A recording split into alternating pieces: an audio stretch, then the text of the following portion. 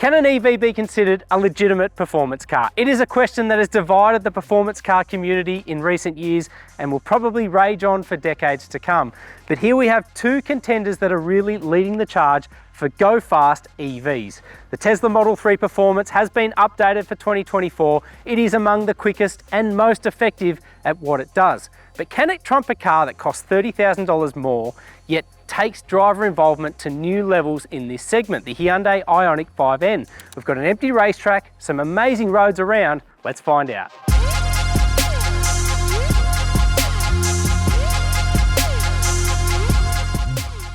The Tesla and Hyundai are both fresh to the Australian market for 2024, and each is at the forefront of the go-fast electric push.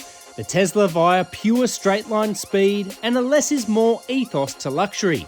The Hyundai via a distinctly old-school vibe, full of synthetic sound and even playful gear ratios. In this comparison test, we'll run the rule over each for interior proportions, technology, driving characteristics, and real-world efficiency. So granted, both these cars are quite different in terms of size and what they set out to do. Whereas the Hyundai is loaded with some really cool racy features and retro design cues, the Tesla Model 3 Performance only has a few subtle hints to differentiate it from a garden variety Model 3. The one area where there is a chasm between these two is price. So at the time that we do this video, the Tesla Model 3 Performance comes in at $80,900 plus on-road costs in Australia, whereas the Hyundai is priced at a hefty 111 grand. With that said, the Hyundai does win points back for cost of ownership, with a superior warranty and more transparency around cap price servicing. The Tesla instead employing a condition-based servicing system. The Tesla boasts more sophisticated over-the-air software updates, and as we'll learn, despite being $30,000 cheaper, it matches or betters the Hyundai in terms of traditional equipment, particularly with the fitment of heated rear outboard seats and that fang-dangled 8-inch rear screen, plus electric front seat adjustment and electric steering wheel adjustment as standard. That said, the Hyundai fights back with genuine leather and Alcantara inside, plus its larger 21-inch wheels. Now, although it's the Hyundai that has a bigger battery, more power and more torque, it's actually the Tesla Model 3 that wins pretty much every on-paper metric in terms of this comparison test. Faster 0 to 100 time, a greater WLTP range, greater efficiency and faster recharging times. But as we know with any performance car, those figures are just one small part of the equation. Elsewhere, both models feature adaptive suspension and larger brakes than their donor cars, plus a suite of different settings and driver modes, though the Tesla's comes with a pretty big asterisk in this comparison. More on that shortly. Well, Tesla interiors, they're always a massive hot topic, right? And the new Model 3 Performance is no exception. Tesla has basically stripped back what was already a very minimalist interior. They've removed the traditional indicator stalk, they've removed the gear selector, so now we have the indicator integrated into the steering wheel. That's new for Tesla. Ferrari has done it for years and years, so it's nothing completely foreign. While the gear selector is now integrated into this touchscreen display, which means virtually everything else is too. No traditional instrument cluster, no head-up display, it's all integrated into that screen, which is quite foreign, but like so many things with Tesla, it's something you get used to in time. For me, I think this car definitely justifies its purchase price, $80,000. You get great appointments, you get a lot of equipment as well. But as far as a sporty performance car goes, it's not all that different from a regular garden variety Model 3. Probably the biggest talking point are these front seats, bucket seats, great bolstering, great support. Not as good as the Hyundai's, but a nice differentiating feature. Otherwise, you have a little bit of faux carbon fiber dotted around the cabin and some nice ambient lighting. Otherwise, it's completely Model 3, which is mostly a good thing. Storage and everything is fantastic. Tesla have their own little idiosyncrasies, but they do a really good job of it. The Tesla Model 3 Performance definitely runs its own race when it comes to infotainment. No Apple CarPlay, no Android Auto. Additionally, no head-up display, no traditional instrument cluster. It is very foreign if you haven't had any time in a Tesla before. But what I must say, spend a bit of time in this car and you do get used to all of those idiosyncrasies. For me, I like to have my information in front of me. It's just the way I've always been, maybe a bit traditional there, but I just find glancing from the road to look down at the speedo seems a little bit ridiculous. It's almost a distraction. In terms of the infotainment though, there are no complaints. I find that the native touchscreen menus on the Model 3 Performance are very intuitive, they're easy to navigate, and the software itself is really fast. Obviously you have access to games, YouTube, Netflix, and all the rest when you're charging as well. So I think in that department, it's probably a little bit ahead of the more traditional Hyundai. If it's tech you're after, the Tesla certainly delivers. On top of those features, there are arcade games built into the center screen, plus other nifty features such as dog mode and sentry mode, which is great for monitoring the car remotely. Now, whereas the interior of the Tesla Model 3 Performance is very tech-centric, I'd argue the Hyundai is much more traditional as a performance car. Really grippy, well-bolstered seats, a really nice low-set driving position, thick rim steering wheel, contrasting stitching, and really nice materials. This interior goes really above and beyond in terms of differentiating itself from the IONIQ 5 donor car. It's a really special place. It's got loads of traditional storage and whatnot, but it does feel quite more traditional with its switchgear layout and with some of the touches inside the cabin. I think of these two cars, this definitely feels like the more special interior. No big surprises then that the infotainment of the IONIQ 5N is a lot more traditional as well. Typical head-up display, a dedicated instrument cluster, and of course the center touchscreen display. I won't lie, the native menus on the Hyundai are a little bit harder to navigate. They're not quite as intuitive as the Teslas. Once you've hooked up Apple CarPlay or Android Auto, things are a lot more streamlined. But the big redeeming feature for this car is this bank of buttons and switchgear. Maybe it's not as minimalist as the Teslas, but if you just want a simple command while you're on the road, like recirculated air, like changing where the air's coming out in terms of climate control, even shortcuts to maps or media, it's a lot easier to do that. So, instead of delving through different menus in a touchscreen, you just press a button. We bang on about this stuff all the time. It's very simple, but it works. Comparing both vehicles to our traditional infotainment checklist, it is a clear nod to the Hyundai, which ticks 8 boxes against the Tesla's 5. Safety is again a small advantage to the Hyundai with the standard inclusion of rear cross traffic alert and rear auto braking. But there is a small caveat on the way these systems are tuned, as we'll get into in the driving impressions. Now, there are no real complaints from the rear seat of the Model 3 Performance, particularly if you're a little one. That's because of this integrated screen. It is standard fare on this vehicle, even on the regular Tesla Model 3 as well. It's got YouTube, it's got Netflix, it's got games, anything you could really wish for as a little kid, it's got it. A word of warning though, I've tried it myself.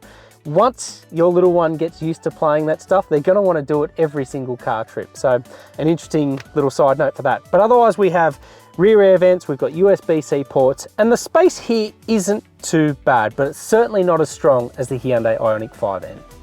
Rear outboard seat warmers and that 8-inch entertainment screen are both noteworthy inclusions in the Tesla, so long as you're happy to live with its open glass roof.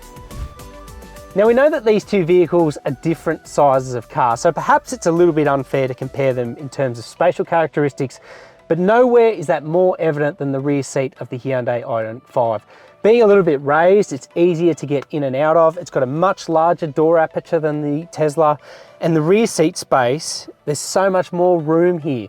Headspace isn't all that different. Obviously, you don't have the big top panoramic roof with this, which I prefer. I find that it gets really hot in the Tesla, especially in summer months. But here you have a lot more shoulder space, a lot more knee room, a flat floor space like the Tesla, and integrated air vents into the B pillars. You've also got 2 USB-C ports and these integrated sunshades. I think if you wanted to make the argument of either of these cars being a family car, well, it's a lot easier to do so with the Hyundai.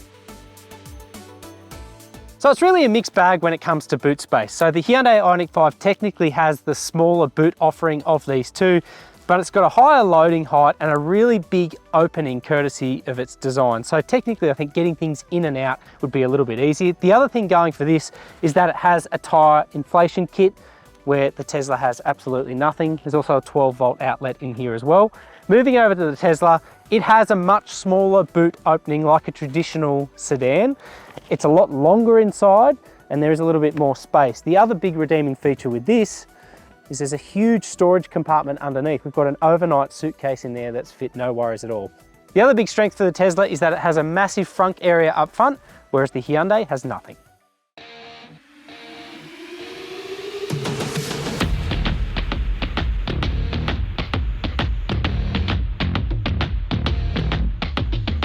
So for me, the Model 3 Performance is probably the first car that I've driven from Tesla that feels more like a performance car. We know that it's got that blinding acceleration, 3.1 seconds to 100 and whatnot, but on the road it definitely feels a little bit more deliberate with the tuning of the key controls and just how it handles itself on mixed terrain. The adaptive dampers, they're a bit of a revelation for the Model 3 platform. They definitely take the edge off bumps. I'm still getting plenty of feeling and feedback through the car, and they feel really controlled. I think it's still a nod to the IONIQ 5N in terms of outright comfort, and that's partly because that car rides on a bigger footprint. It's got a longer wheelbase, so it sort of straddles these bumps in the road a little bit more effectively than the Model 3, which by comparison feels a little bit fidgety and occasionally crashy over harsh bitumen. But otherwise, everything here is really comfortable and it works quite well. There is a digital veneer to the entire driving experience. The steering is light at low speeds, feels a little bit anodyne with its feeling as you apply more lock. Similarly, the brake pedal, no complaints there, but the throttle modulation is just too instant. It's almost light switchy, feels a bit bound up in its action as well. As an extension of that, the regen level in this car in default mode is just too bound up. It makes it kind of feel congested on road. There is an easy fix for that, and I wish I could tell you what it's like, but unfortunately I can't. This car has a dedicated track mode. It allows you to tailor the level of understeer in this car or oversteer in this car, or you can make it feel more neutral. You can play with the stability assist suite. You can even wind up or dial down the level of regen braking. But Tesla, as a rule in Australia, won't give journalists a car with track mode enabled, so I can't actually tell you what any of that stuff is like. It's a shame because I reckon it would definitely improve the level of handling with this car, because even in fast road going scenarios, it has a natural tendency to feel front drivey and understeery. In terms of battery tech and everything, it's definitely a nod in terms of the Tesla. It has a smaller battery with less power, less torque, and yet it's the one coming away from this test with greater acceleration, greater real world range, greater efficiency as well. So it's really impressive, and Tesla is still at the top of the game in terms of their battery tech and driveline.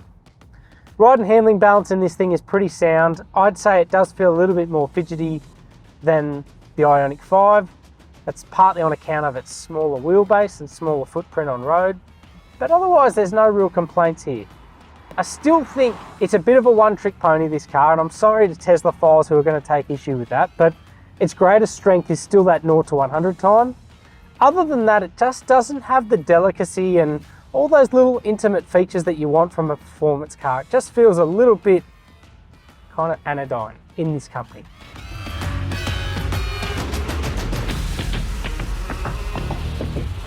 The Hyundai IONIQ 5N, to me, it does feel a lot like a traditional performance car, especially in this company.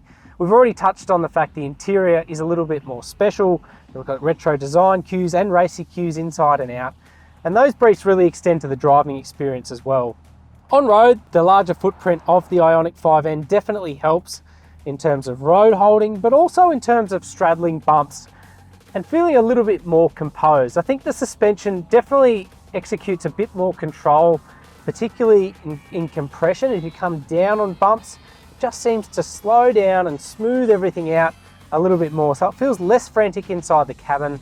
And that's a trait that's also helped by really quiet cabin acoustics as well. We're covering some rough terrain at the moment. You'll occasionally get a thud from harsher imperfections, but it just feels that little bit more controlled and a little bit more composed.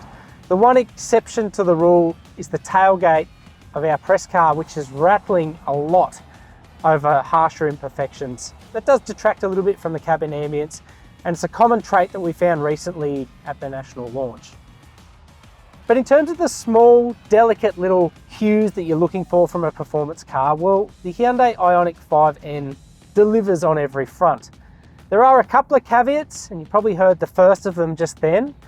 This car, along with so many new Hyundais and Kias, is prone to some really annoying safety features. So that one going off at the moment is lane keep assist. The other one is a speed limit alert, which both of them you have to turn off every time you drive the car. The really stupidly ironic thing is that to turn them off, if you're on the move, it requires you to take your eyes off the road for a good 10 seconds or more to switch off both. It's just stupid. I get that car makers have to do this to comply with ANCAP and to get a 5-star rating, but please don't turn them on by default. Just give us the option to have everything switched off, because you're doing this every time. You're having to switch it off each time you're in the car. But in terms of a performance point of view, it's so easy to see the Albert Biermann cues with this vehicle. He's ex-BMW M division. He developed so many great cars here, and he's been with Hyundai's N division now for quite a few years. You can tell his influence because there's so many different parameters that you're able to tailor with this car. Steering, feeling and feedback, throttle mapping, stability control, drift mode, suspension settings. You're able to set it up in so many different ways. And then of course there's the different N modes, which is really the defining feature of this car. Listen to this. It gives you fake gear ratios, it gives you a fake engine noise. It lends this car a whole different character that no EV before it has ever had. And it's a nice point of difference. I know it sounds like a gimmick, and believe me, I thought the same when we first saw details of this car emerge a year or so ago. But for those who are a little bit reticent to make the transition to a go-fast EV, well, this kind of softens the blow in more ways than one. It brings more driver engagement and involvement than before. And I think more than ever, it brings a smile to your face. And that's the whole point of this exercise, right? But I think the beauty of it is, you can have that, or you can have your silent, smooth electric car. I mentioned all the different parameters for adjusting things before. With everything set to their softest modes, this car is a breeze. It'll definitely pass muster as a family car. I'm yet to get truly excited about an electric car, but this is fast changing my perception of that, because it's definitely not a one-trick pony. And I think as we move to a circuit, we're going to see even more sides to its performance. So on road, it is a slight nod in favour of the Hyundai, the one exception to the polish being that annoying tailgate rattle. In terms of efficiency, it was the Tesla that came home strongest, proving to be about 20% more frugal with its power usage over a mix of conditions. But for the full story, we needed a racetrack, and the 1.6 kilometre long Pheasant Wood circuit between Sydney and Canberra was the perfect answer. We start our testing with a race against the stopwatch, with the Tesla coming away 1/10 quicker than the Hyundai in reality. But on the rest of the track, it's a very different story. Okay, so we know the IONIQ 5N is controlled and it's well suspended on public roads, but what's it like on a circuit? Well, Pheasant Wood is a really good place to find that out. It's fairly tight, it's undulating, it's twisting, it's got some great corners here, and you're fairly busy if you're in the driver's seat. And the immediate impression is that this car just feels more of the same. It feels really controlled, it's harnessing its weight really well through the corners, and the other thing that's really sticking out to me is the rear bias of the driveline. It's got this lovely kind of throwback to large, naturally aspirated sedans in the way that it squats and delivers all of its power from the rear wheels when it needs to. There's something, almost homely about it, and I'm enjoying that. In terms of actual performance though, barely any brake fade after a handful of laps, the tyres are working well. Yes, you know you're in something big and heavy, but it's a case of anything that's big and heavy. You just work to its strengths, and it's surprisingly tactile and full of feeling and feedback. Hyundai have done an amazing job with the tuning of this car, because on a circuit it feels right at home. A little bit of body roll, and yes, its size and weight are apparent during quick changes in direction, and I'm really enjoying it. But of course, that is only one side of the IONIQ 5N story. Now look at this. At the press of a button, I suddenly have a car with a traditional gearbox, with a rev limiter, with distinct ratios to really play with. Now when I saw the information about this come out, a year or so ago, I was a bit skeptical, but I'm here to tell you it brings a level of driver involvement that I'm yet to witness in any other EV. For once, you're in an EV that feels like you're properly working to its strengths, exploiting the power where you can. Yes, it's all smoke and mirrors, but wow, it's fun. I'm really surprised and impressed at just how well Hyundai have pulled this off. It's not a gimmick. I know it sounds like one, I know it probably reads like one, but in person, it's actually really cool. And it does give this car a distinct upper hand in this comparison test because it's not one-dimensional. It's not just a go fast in a straight line car. It is a car that can happily tackle a racetrack and have a lot of fun while it's doing it.